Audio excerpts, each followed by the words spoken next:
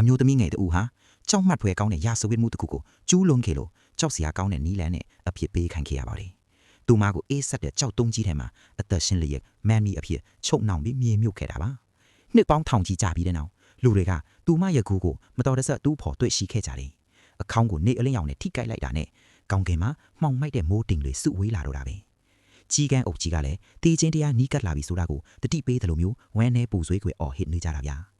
ငှက်တွေကမမြင်ရတဲ့အင်အားတစ်ခုနဲ့ဆွဲငင်ခံရတယ်လို့မျိုးအခေါင်းတဲတဲ့အဖွဲနောက်ကိုအရွေ့လိုမျိုးတကောက်ကောက်လိုက်နေကြတာဗျာ။ရင်တန်းကြီးဝေးသွားတာနဲ့အမျှတဲကန်တာကြီးတွေကနေတဲမုံတန်းကြီးကပြင်းထန်စွာမြင့်တက်လာခဲ့ပါတယ်။ဒါဟာရိုးရိုးမုံတန်းမဟုတ်ဘူး။ကြောက်မှတ်ဖွယ်ကောင်းတဲ့နမိတ်တစ်ခုပဲ။လူတိုင်းတစ်ခုခုမှားနေပြီဆိုတာသိပေမဲ့စုံစမ်းဖို့အချိန်မရှိဘူး။သူတို့ရဲ့တစ်ခုတည်းတော့အတွေ့ဟာကြောက်တုံးကြီးကိုလေရင်ပေါ်တင်ပြီးတဲမုံတန်းကသူတို့ကိုမမျိုးချခင်အမြန်ထွက်ပြေးဖို့ပဲ။လေရင်ဟာနောက်ဆုံးစက္ကန့်မှာပဲလေထဲကိုပြန်တက်သွားနိုင်ခဲ့ပါလေ။ဒါပေမဲ့အဲ့ဒါကတကယ်ကံကောင်းတာလား။အခေါင်းကတချင်းကူထဲကထွက်လာတဲ့ကအဖွဲတစ်ခုလုံးအပေါ်ကျင်စာကကြာရောက်နေခဲ့ပြီလေ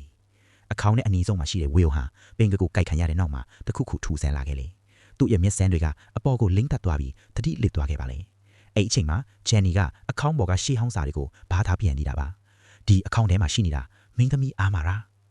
နစ်လောင်ထောင်နေတော့မှသူ့နားထဲမှာအတန်တခုတိုးတိုးလေးပဲ့တင်ထပ်သွားတယ်နစ်ရုတ်တရက်နိုးလာတဲ့အချိန်မှာတော့ဝီယိုကနတ်ဆိုးဆွဲရတဲ့လူတယောက်အဖြစ်အခေါင်းသားမှာရပ်နေတာအခေါင်းကိုထိန်းထားတဲ့ဂျိုးတွေကိုဖျက်နေတာကိုတွေ့လိုက်ရပါတယ်ဘုံမူကြီးကဝီယိုကိုဘာလုပ်နေတာလဲလို့မေးလိုက်တဲ့အချိန်မှာဝီယိုကစကားတစ်ခုမှမပြောဘဲဓာတ်နဲ့ထိုးလိုက်ပါတော့တယ်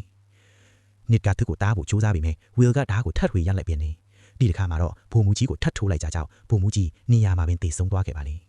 ဝီယိုကဓာတ်ကိုစုပ်ကိုက်ထားဆဲနစ်နဲ့တခြားသူတွေစီကိုဖြည်းဖြည်းချင်းလောင်းလာခဲ့ပါလေ